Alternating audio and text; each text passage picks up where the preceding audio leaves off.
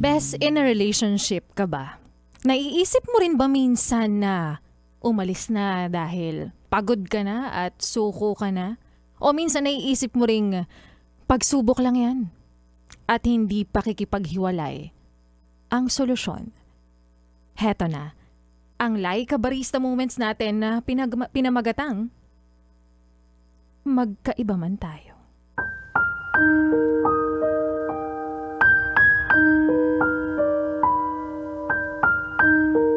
Katulad lang din ng ibang relasyon, hindi naman kayo palaging masaya. Sa totoo lang, totoo naman, di ba? May ups and downs.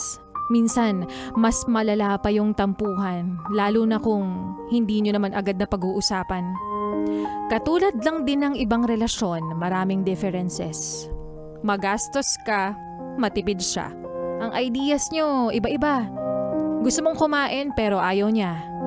Artsy siya, minimalist ka. Yung gusto mong maging siya pero ayaw niya.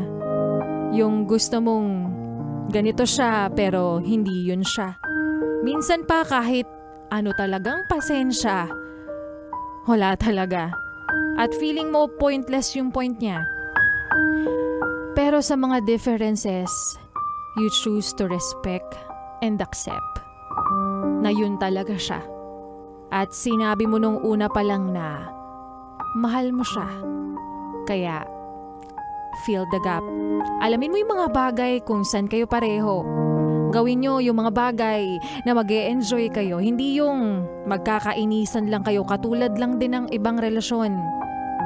Nawawala ng time, pag busy, may malilate at dahil sa work, pero hindi mo masisisi. Magkaiba kayo ng mundo.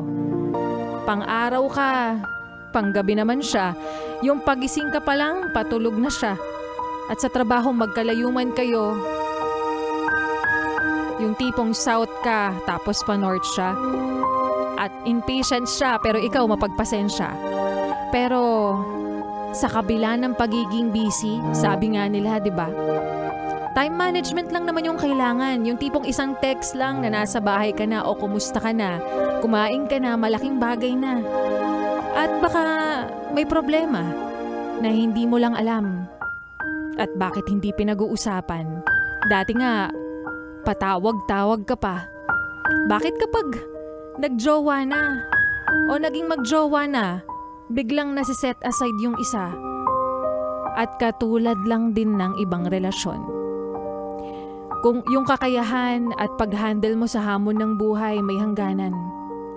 Yung problema na minsan todo na hindi mo na kayang lagpasan, pero kinaya mo.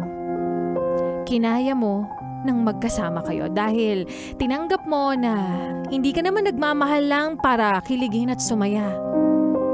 Dahil maraming pagsubok pero hindi solusyon ang pakikipaghiwalay, bagkus isa ito sa paraan para ang relasyon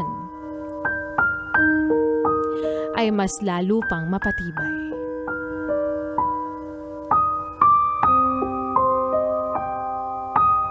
At yan ngang muli ang kwento ng ating Laika Barista Moments na pinamagatang Magkaiba Man Tayo.